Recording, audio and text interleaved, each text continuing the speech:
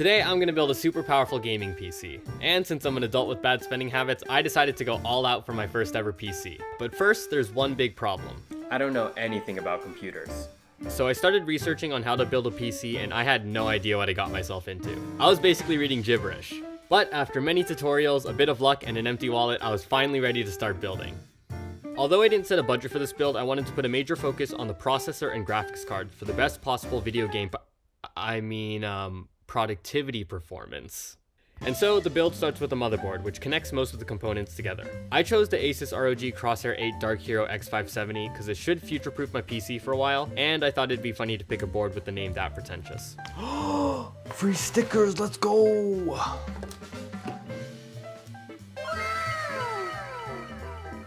Okay, I'll keep it real, this thing looks high-tech, and my timbers were shivering just looking at it. That being said, I was also super pumped to get started. After setting the board on top of the box, the first step is the processor. This is an AMD Ryzen 9 5950X, which is one of the best CPUs available. Although it's small, the processor is actually one of the most important parts of a computer, and this CPU is going to be complete overkill for my system. Handling the CPU, you need to be extremely careful, holding it only by its edges, making sure not to damage the gold pins underneath. To install it, you need to unhinge this lever to access the CPU socket. Next, align the gold triangle on the CPU with the triangle on the motherboard. Then, without applying any pressure, you simply drop the CPU into the socket and let gravity work its magic. Hook the lever back into place, and just like that, boom, the CPU's installed. I thought this was going to be the scariest step, but that was kind of a breeze. A light air, one might say. Okay, it's not as bad as I thought. Alright, next up is the RAM. This is the popular Corsair Vengeance RGB Pro Slimline Edition. And yes, the rest of the part names are going to be just as long. I think 32 gigs should be plenty for a pleb like myself, but I can always get more later on. The RAM goes in these slots here, and since I only have 2 sticks, they're going in slots 2 and 4, so my PC can take advantage of dual channel RAM. And I'm not even going to act like I know what I'm talking about, I'm just following instructions. To install, unlock the slots with these clips and make sure to line up the notch in the RAM with the notch in the channel. The RAM can only go in one direction, so check beforehand to make sure you don't mess it up, knucklehead. Okay. Then just push down firmly until the RAM clicks into place. Once the RAM's secured, the next step is storage. There are a few different options for this, and I chose M.2 SSDs because they're small, light, and plug directly into the motherboard. Today, I have 2 TB of Samsung 980 Pro. To install, I unscrewed the faceplates covering the M.2 slots. SSDs can come in different sizes, so use the included plug adapters to fit your own needs. I insert the stick at a bit of an angle, press down on the SSD to screw it into place, and reattach the faceplate. If the plate has a thermal pad, also make sure to peel off the protective film beforehand. Then I repeated the same process for my other SSD, and voila, I now have a stupid dumb amount of computer storage. And I was feeling pretty good at this point. If you've never built a PC before, I highly recommend it. It's honestly very satisfying. Adult Legos, as my friend put it. And now it's time to mount the motherboard. The case I went with is the Corsair 5000X. So after removing the side panels, I laid the case down on its side and located the mounting holes for the motherboard. Then I gently slid the board into place, making sure to line up the back I/O with its opening. Finally, I used the included screws to secure the board in place. And now we've only got a couple more parts before this thing is an absolute unit. Right, next up is the power supply. And as the name suggests, this is what powers the PC. I got an 850 watt PSU, which should be more than enough for my computer. First, I followed a guide on which of the included cables to plug in beforehand. And this thing came with a lot, so I didn't end up using all of them, but I'll specify which ones I did use in a little bit. Next, I positioned the power supply at the bottom back of the case, making sure the fan was facing the dust filter. When mounting the PSU, it's important to tighten the screws in a crisscross pattern to ensure each corner is mounted with even pressure.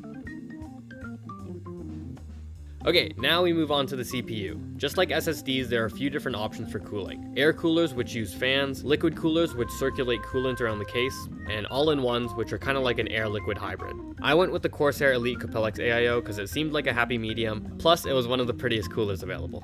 Alright, first up I had to attach the fans to the radiator. I decided to mount my radiator to the top of my case, so I made sure to attach the fans in a way to push air up and out as exhaust. Lucky for me, my specific case came with 3 fans already pre-installed for air intake on the front of the case. Once all the fans were mounted, it was time to attach the pump header to the CPU. The pump came with some pre-applied thermal paste, and after replacing the brackets to fit my motherboard, I attempted to mount the pump header. But, surprise surprise, I managed to mess that up. No. So, I used some rubbing alcohol to clean off the pump header and CPU, and then I tried to apply some of my own thermal paste. Yeah, I had to buy some more thermal paste. I think I was a bit zealous with my application, and I probably used way too much, but I wasn't going to go through that again, so I just carried on. And after a bit more struggling, I finally managed to screw the pump header in place. Thank God. I finished it off with a bit of aesthetic changes, and then it was on to the big boy. Now for the star of the show, the graphics card. If you know anything about GPUs, you probably know that they're basically impossible to find right now. I got super lucky and was able to find not just any GPU, but the ASUS TUF RTX 3080, which is basically like a GPU infinity stone. Alright, no, that was a bad joke. Cut that. To mount the GPU, first I needed to unscrew some of the back plates. Then I clipped the graphics card into the PCIe slot with a bit of pressure and secured the back with some screws. And just like that, the GPU is installed. At this point, everything is plugged in and all that's left is the cables. Coming from the power supply, I first connected the large 24-pin cable to the right side of the motherboard. Next up was the CPU cables, which plugged right into the top left corner. Then the PCIe cable, which plugs right into the GPU. In my case, I have two 8-pin connectors, so I made sure to occupy both of them. Finally, there were the case cables, which each went into their own respective spots at the bottom edge of the motherboard. I also plugged in all the fans, and a certain idiot forgot to record that part. And just like that, all of the parts were finally connected. It's kind of poetic in a sense. I spent a while on cable management, then finally plugged in the power connector for the moment of truth. It should work. If I turn this on, it should work. But I'm so nervous.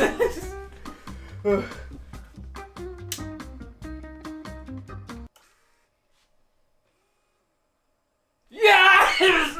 Oh my god. Oh, let's go!